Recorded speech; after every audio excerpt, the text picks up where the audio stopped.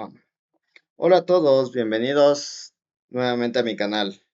En este video estaré hablando sobre el rectificador de onda completa con derivación central. Este circuito nos sirve para la conversión eficiente de corriente alterna a corriente continua. Veamos cómo funciona. Primero, ¿qué es? Pues bien, es un circuito que convierte toda la señal de corriente alterna de entrada en una señal de corriente continua pulsante. Esta corriente continua es esencial para alimentar diversos dispositivos electrónicos. ¿Cuáles son sus componentes claves? Pues primero que nada necesitamos necesariamente un transformador con toma central, además de dos diodos y una resistencia de carga RL, que en este caso puede ser un resistor.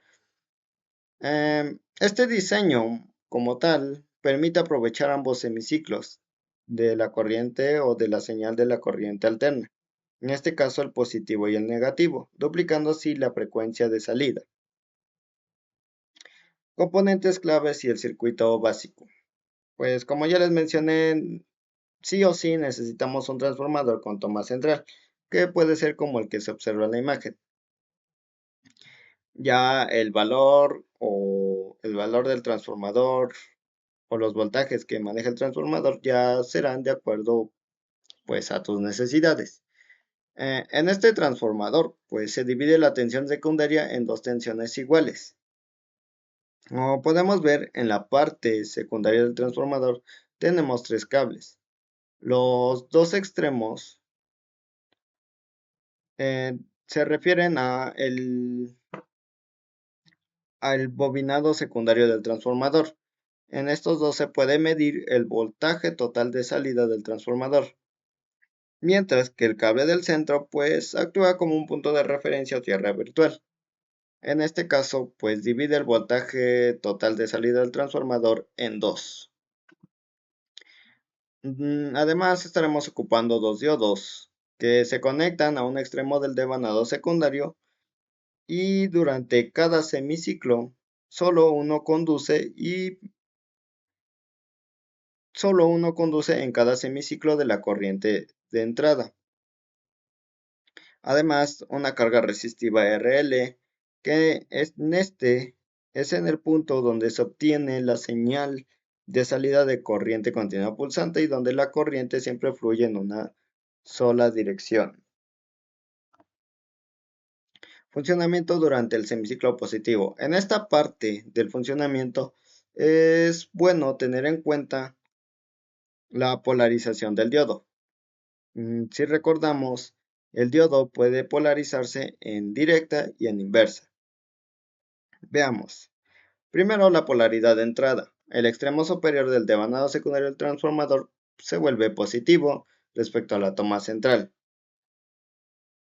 Al pasar por el circuito, en D1, como está polarizado en directa, podemos decir que el diodo está encendido, y por lo tanto, el diodo D1 permite el flujo de corriente hacia la carga RL. Por otra parte, D2 bloquea este paso de corriente, ya que está polarizado en inversa y pues actúa como un circuito abierto. Se genera una salida positiva, además el primer pulso positivo a través de la carga.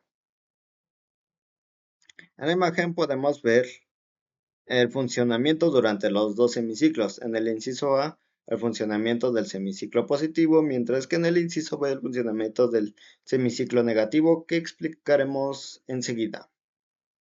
Eh,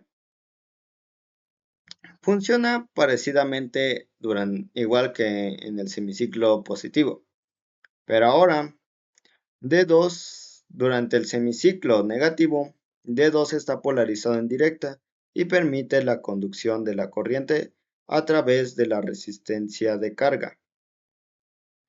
Por otra parte, D1 está polarizado en inversa y bloquea la corriente. Entonces, la corriente fluye de D2 a la carga en la misma dirección que el pulso anterior. Resultado, Se obtiene una corriente continua pulsante con el doble de frecuencia de entrada, reduciendo significativamente los periodos de 0 voltios.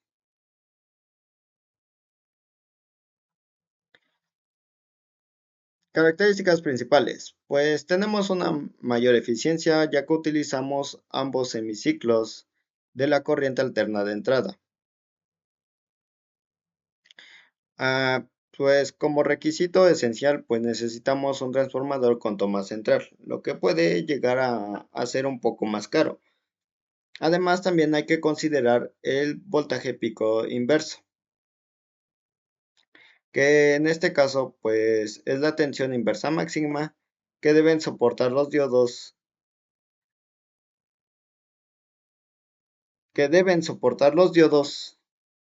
para, en este caso, pues para no tener problemas con el funcionamiento del circuito.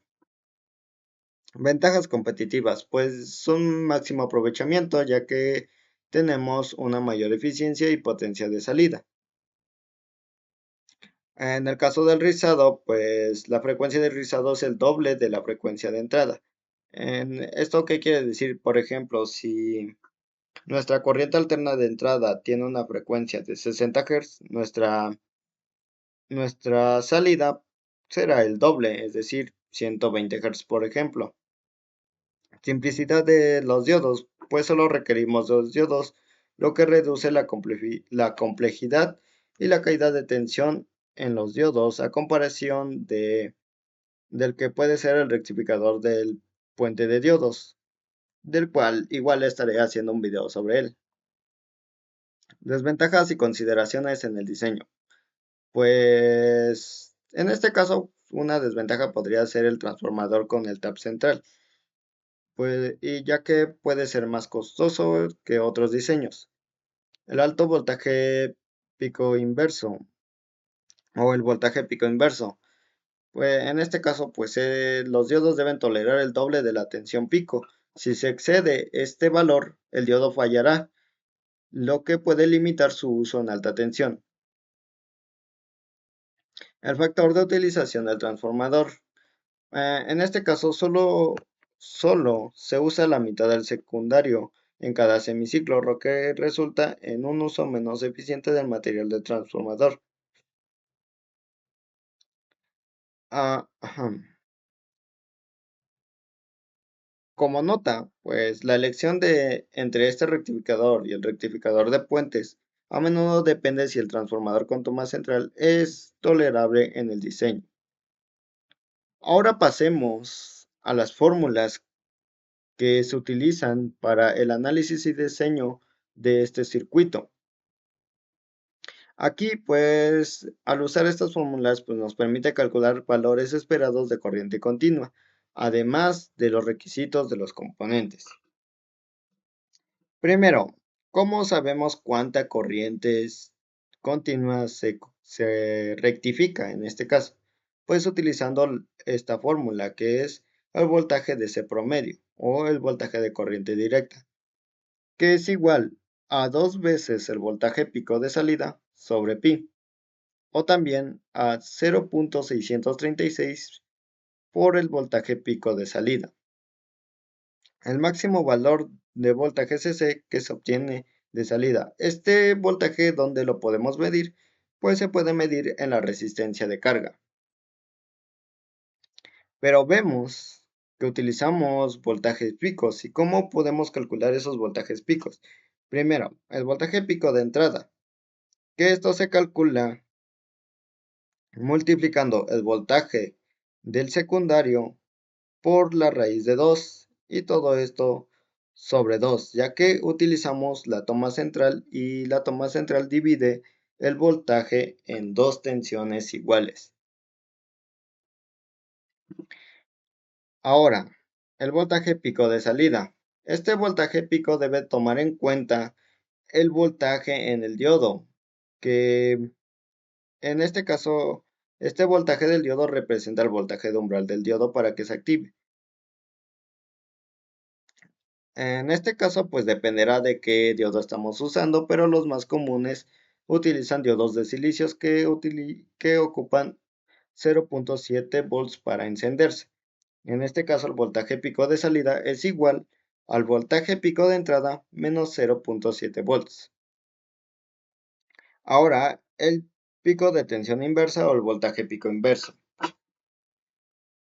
Para en este caso, pues este valor es el voltaje máximo inverso que deben soportar los diodos para tener un buen funcionamiento. Este valor se calcula multiplicando dos veces el voltaje pico de salida más 0.7 volts. Y bueno, hasta aquí con este video. Si te gustó, puedes compartirlo y espero que te haya sido de gran ayuda. Y nos vemos hasta el próximo video. Adiós.